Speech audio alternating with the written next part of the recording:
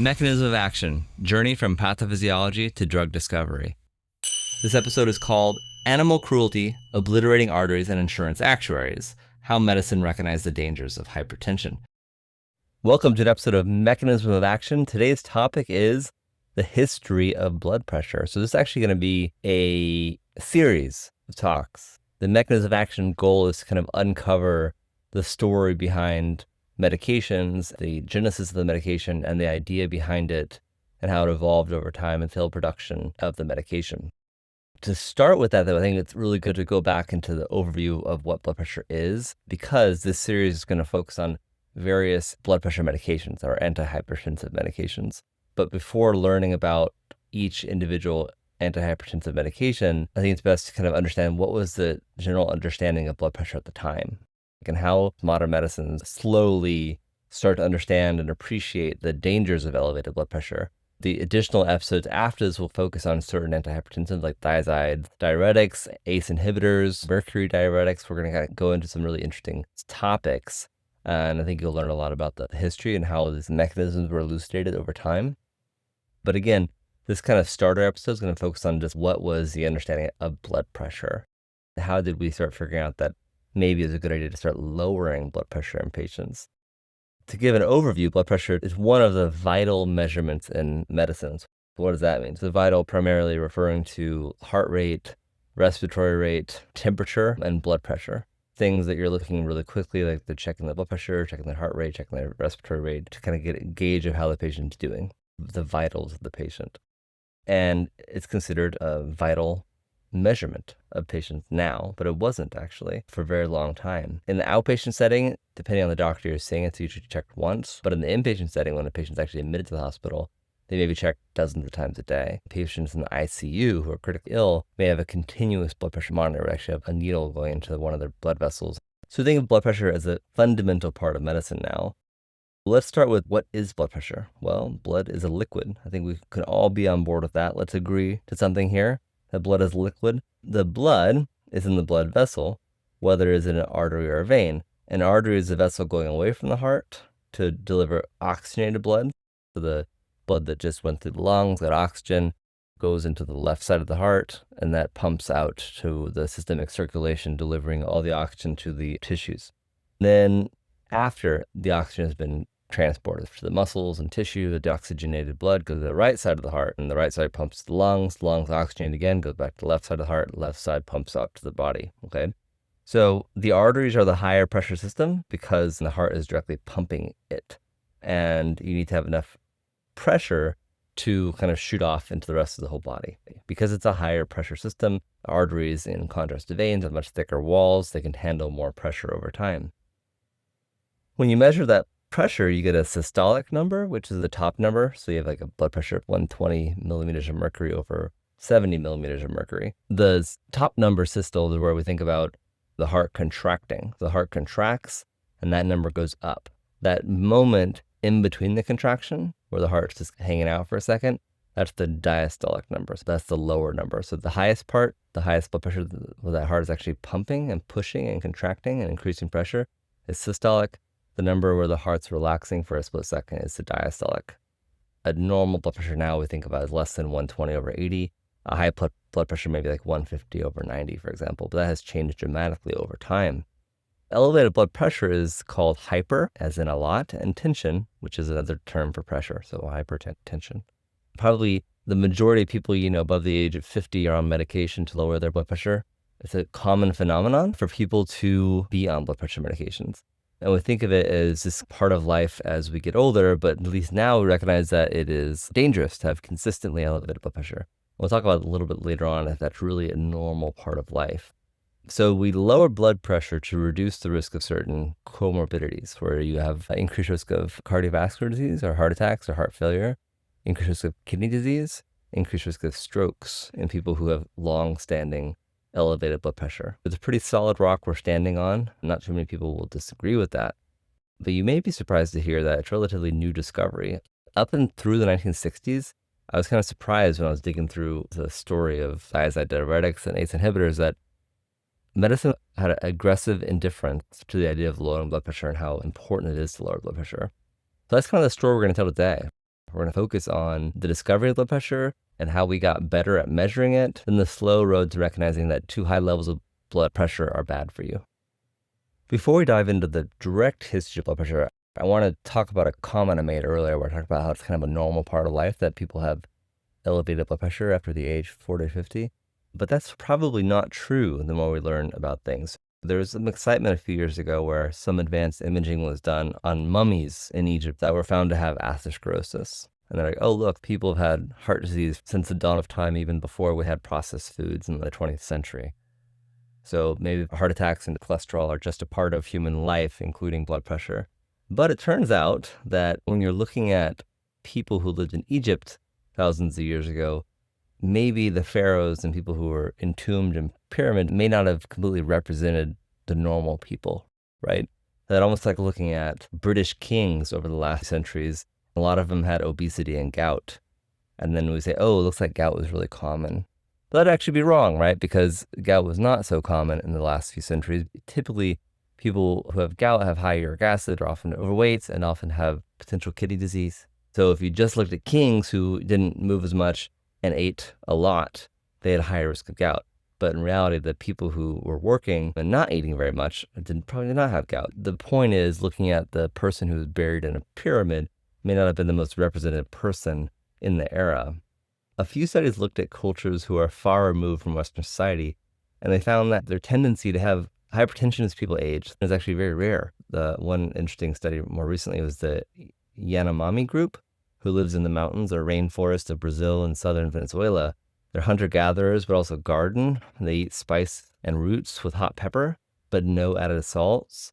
Researchers did a cross-sectional study from people aged 1 through 60, 72 people, and recognized that their blood pressure remained consistent and low throughout their life. This is a good example of the difference in sodium consumption. Americans consumed on average 3,500 milligrams of sodium a day, and the Yanomami consumed 100 milligrams a day. So 3,500 versus 100 in the Yanomami group. I don't want to alarm people, but there may be emerging evidence that the typical American diet may be unhealthy. I don't know. We'll see. We'll find out, guys. Stay tuned, okay? So let's jump to the story now. To appreciate the understanding of blood pressure, we first have to ask, how do we start measuring blood pressure? We knew blood circulates. We knew blood circulates since the 1600s, where we had William Harvey, who figured out circulation.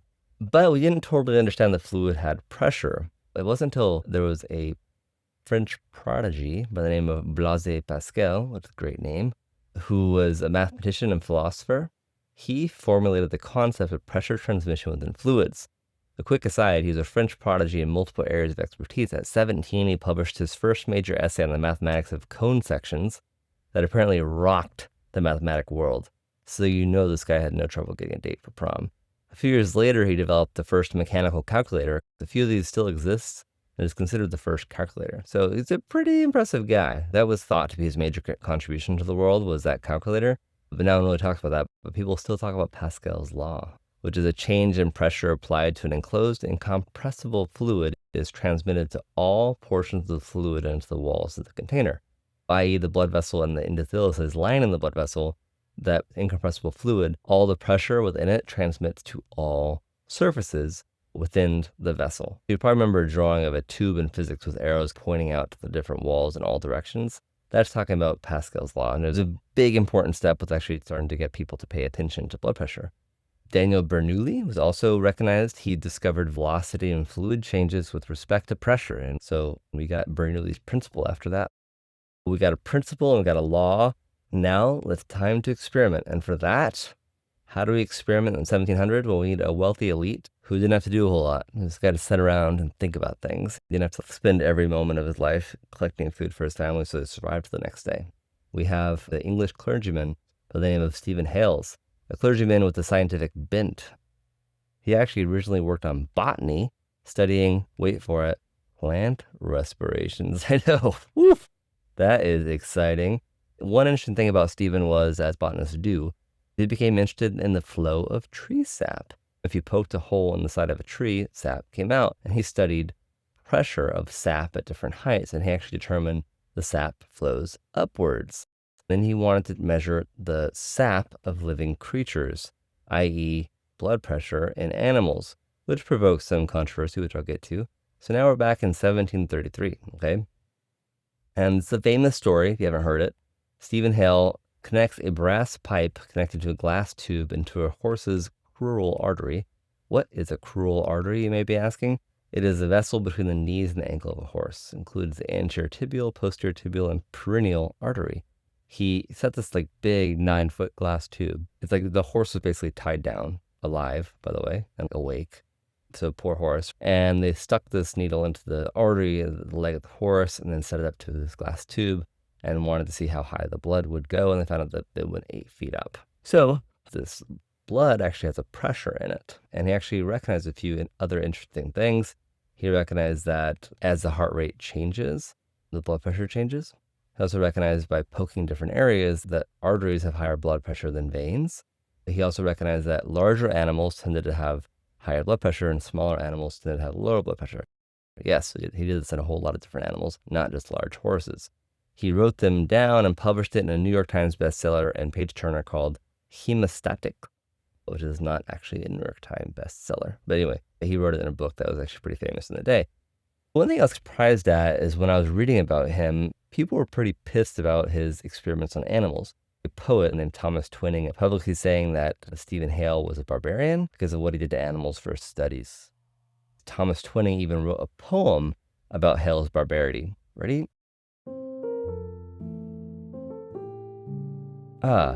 Green Teddington's serene retreat,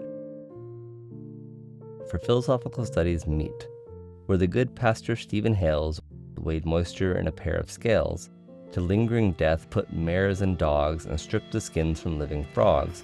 Nature he loved, her work's intent, to search for something to torment.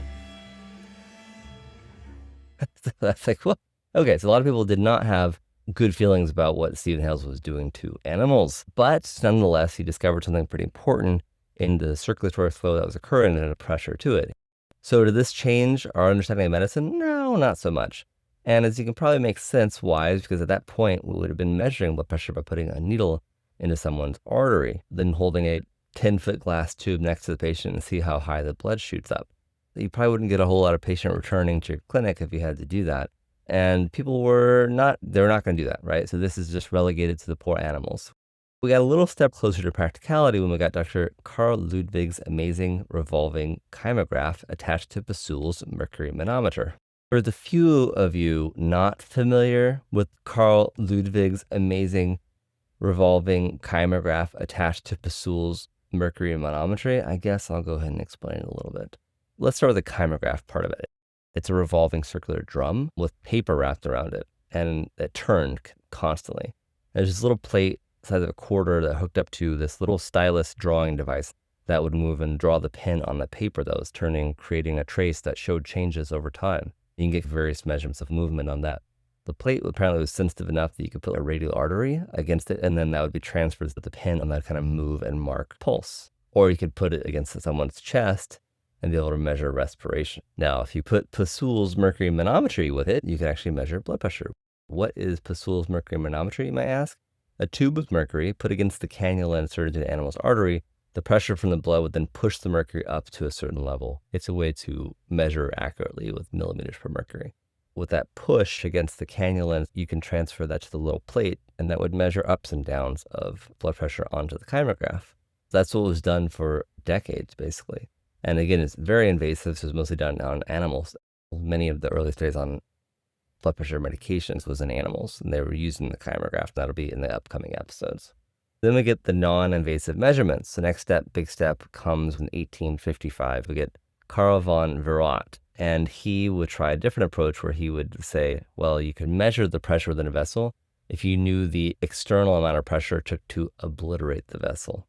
Or obliterate the artery. They use the term obliterate often. They obliterated the vessels. Imagine telling that to a patient, you're pumping up the blood pressure cuff around the arms. Just, excuse me while I obliterate your vessels for a few seconds, just for a few seconds. Don't worry, do not be alarmed.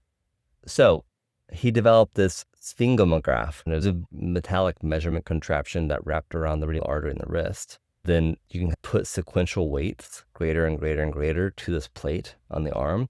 And then as you put enough weight onto the arm, eventually you'll lose the pulse, the weight collapse, or obliterated the vessel. And that's what was used for a few decades. From that, we thought, okay, well, we could probably do this easier than smashing like weights on top of this. Maybe if you got a cuff and inflated it, measuring that pulse and feeling when that pulse goes away. So they put air in this cuff and they get this sphygmometer, which we have today. And this provided just the systolic pulse pressure. It took us to 1905 where we get a Russian surgeon by Nikolai Kurtakov. He pointed out that it's actually easier than feeling the pulse and more accurate if you actually put a stethoscope underneath that blood pressure cuff and actually can hear the sound of the pulse. This is called the Korsakoff sounds. And then you get the systolic and diastolic blood pressures. Now that we can measure blood pressure in humans, did we know anything about blood pressure and bad outcomes?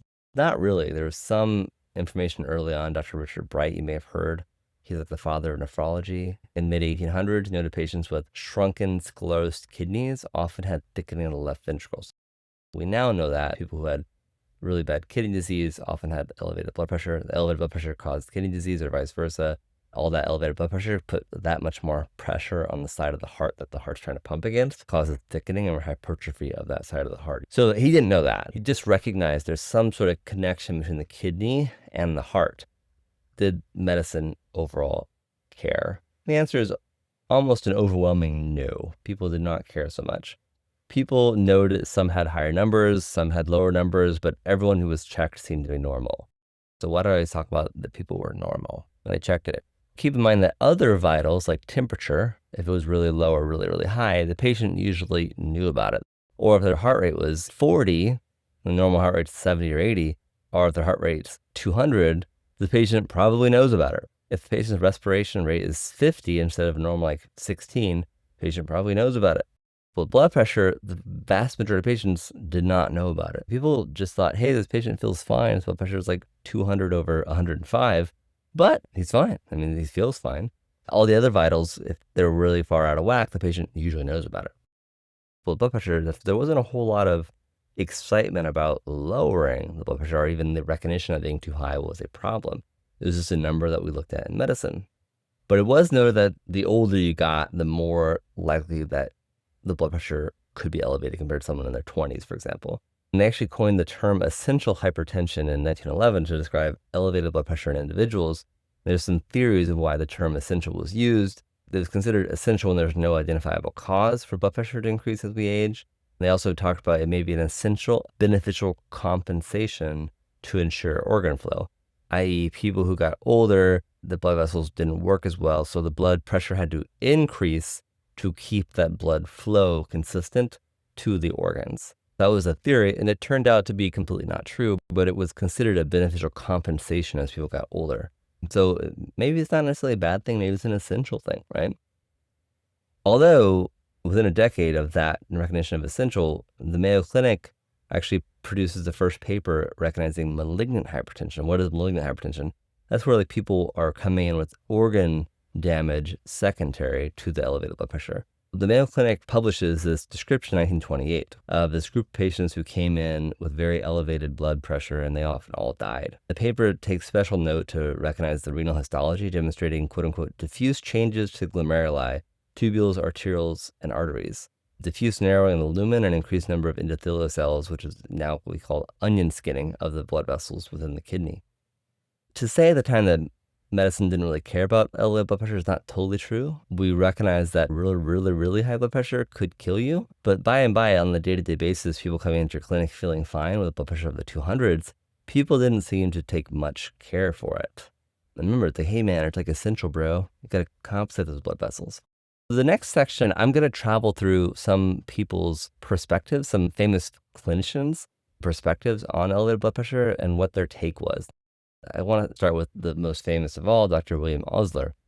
He published in 1912 a paper called, quote unquote, An Address on High Blood Pressure, Its Association, Advantages, and Disadvantages. He was trying to recognize the association between elevated blood pressure and cardiovascular disease. And I just want to let you know that if you read some of his stuff, it is pretty wordy. He starts with describing kind of what blood pressure is, and this is how he describes it. Life is correlated in every way with tension of a certain quality with a force, a pressure, that keeps the atoms whirling in organic circles. Lower, beyond a certain point, the pressure with which the blood flows in the medulla changes the surface tension of the fluid in which a leukocyte swims or an amoeba crawls, and the atom of the man or the leukocyte and of the amoeba soon cease to swim in organic rhythm. Yeah, that's the first line. It keeps going for pages and pages and pages. Later on, he actually goes on to quote, "And in the words of Lucretius, the atoms fell into such a disposition as those whereby our world of things created holds together." I don't know what that means. I don't even know who Lucretius was. Can you imagine rounding with this guy? Like 4 hours in the morning into rounding, and it's like, oh God, is this guy going to start quoting Lucretius again? Ugh. Later on, he actually quotes Herodotus. He says, "A man's life may be said to be a gift of his blood pressure, just as Egypt is a gift of the Nile." Herodotus. All right, man. So I'll spare you more details. He later notes people with high blood pressure and systolics of greater than 180 often had atherosclerosis and sometimes had nephritis or kidney disease. He goes on to tell the clinicians to be careful of lowering the blood pressure. If the patient begins to lose weight, stop lowering pressure. He alludes to the blood pressure being high as a necessary compensatory mechanism at the time. If the patient is robust and fat with lots of energy, keep lowering away. I didn't make up those words. This is actually pretty prominent in the literature, talking about people who are like big tended to be able to tolerate elevated blood pressure better than people who are losing weight. And he ends with the simple statement: "The clinical picture which I have thus briefly sketched of chronic hypertension with its associations, advantages, and disadvantages may not have all the outlines or full details which an artist with such pain and greater skill would put on canvas, but it's a fair representation of the subject as I have seen it, and you cannot expect more." So even the victims of high tension may find it useful and enjoyable if, following the rest of the moral, he will cultivate his garden, weeding and irrigating channels and keeping free the drainage. Yeah, so that's what blood pressure is, everybody. Take a read if you want to. It is a lot.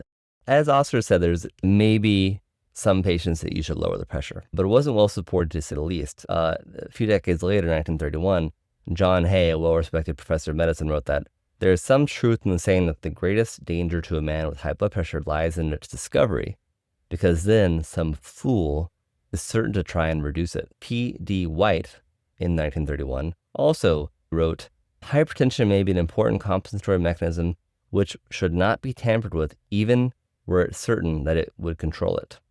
2 decades later, 1949, Dr. Charles Friedrich textbook on the disease of the heart states, "People with mild benign hypertension defined as pressure of 210/100 need not be treated." In fact, one of the most famous people in the world, FDR, President of the United States, who died of a hemorrhagic stroke, had a systolic blood pressure well in the 200s and even 300s in his final weeks. These quotes aren't a total shock, as the list of medications that were used to lower blood pressure at the time, in hindsight, didn't look great. For example, IV mercury was used. That's more so in the next episode, so stay tuned. These thoughts even persisted even after the discovery of thiazide diuretics. Okay, so we had FDR, one of the most famous people in the world, die of a hemorrhagic stroke directly attributed to high blood pressure, but nothing was really done about the blood pressure even in his final weeks. Just to show you how long this went, here's an excerpt from an editorial in the Archives of Internal Medicine in 1965. 1965, people, quote unquote, "It is common experience that many patients live medically uneventful lives in spite of prolonged and considerable blood pressure elevations. It gets a little more intense a few paragraphs later." That's my point. So it gets a little more intense a few paragraphs later when he says, "One need only look back at the past 50 years to be amazed and deeply concerned at the worldwide enthusiasm generated by many proposed therapies for hypertension, which eventually will meet their deserved fate, which is doom or oblivion." That's some heavy stuff talking about blood pressure medications. So he did not think highly of blood pressure medications. He thought they all should meet their doom. When did the sands of time start to change? Or when did we put the pressure on that blood pressure? Well, actually, it was back in 1913. Remember, in 1912, Dr. William Osler waxed philosophically for pages upon pages that I read all for you. I hope you appreciate it. About maybe not lowering blood pressure in patients. Again, not totally surprising. He had very few techniques that would actually allow him to do that. Like bloodletting, for example, would help him. But 1913, Dr. Theodore Janeway, the first full-time professor of medicine at Johns Hopkins, published a paper with nearly 8,000 patients in it. 8,000 patients cohort with elevated blood pressure and recognizing elevated blood pressure and cardiovascular disease. He's not the first famous Janeway. His dad was a very famous clinician, the health commissioner of New York City, and he's also the famous person who talked about the painless lesions on the hands of patients with infective enteritis, i.e. Janeway lesions. After Theodore Janeway, there was two other famous Janeways, ending with the more recent one who has Janeway's Book of Immunology. So the Janeways are quite a famous family of medicine. Unfortunately, Theodore Janeway died and is 45 years old from pneumonia, just how brutal the world was not so long ago. In his obituary, which ran in the New England Journal of Medicine, they talked about the significant work done in the field of blood pressure. So that paper was a big deal when it came out. It's like, hey, look, there's some patients who have high blood pressure, they seem to die a little bit younger. This fact caught the attention of none other than insurance companies, because insurance companies are trying to figure out a way to guess when people would die, is the best way to say it. They're saying, how do we try and anticipate when people are going to keel over dead and charge them as best we can? So they started measuring blood pressure in potential candidates for life insurance. They started gathering data in the mid-teens, like 1914, 1915, of people's blood pressure. And they actually were the first people to say, hey, wait a minute, these people with high pressures are actually falling over dead early. So yeah, the first time we had really, really good data on blood pressure and early deaths was actually from someone who was trying to maximize profit. The 1925 study was 707,000 insured persons. It was through the Association of Life Insurance Medical Directors and the Actuaries Society of America. It recognized people with higher than average blood pressure tended to die more, and the opposite was also true. People with lower than average blood pressure tended to live longer. This was figured out by life insurances decades before medicine really took care of it. And there's actually instances of people getting denied life insurance if their blood pressure was above 147 millimeters of mercury. Insurance were not taking people for life insurance with elevated blood pressure, but medicine was swiftly ignoring that problem. So it's pretty wild. When did medicine start paying attention? It actually was the Framingham Heart Study that really opened the door to maybe there's something that we should be paying attention to in medicine. The Framingham heart surgery began in 1948. Some say spurred by the public's interest in blood pressure after FDR's death from hemorrhagic stroke from elevated hypertension. The study monitored an entire city, Framingham, Massachusetts, and monitored people over decades. They first started publishing in the 60s, recognizing that people with blood pressure above 160 tended to die at a younger age of cardiovascular disease and strokes and kidney disease. In 1960 to 1959, a pooled study from 26 insurance companies with 4 million people, almost 5 million people at that point, again saying the same thing. Late 1950s, we got insurance. In the 60s, we get the Framingham Heart publication, both recognizing that there's something really bad happening here.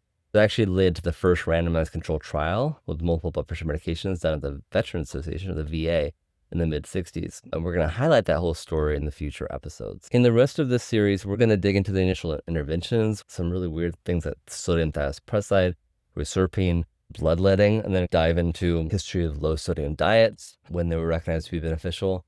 And then the history of thiazide diuretics. That's a great story with mercury being used early on. That was the first true diuretic, believe it or not. We'll talk about how malarial therapy actually introduced the world to hydralazine. Then we're going to end with digging into ACE inhibitors. So there's really cool stories. I think you're going to like it. Thanks again for joining us on Mechanisms of Actions, and stay tuned for the next story.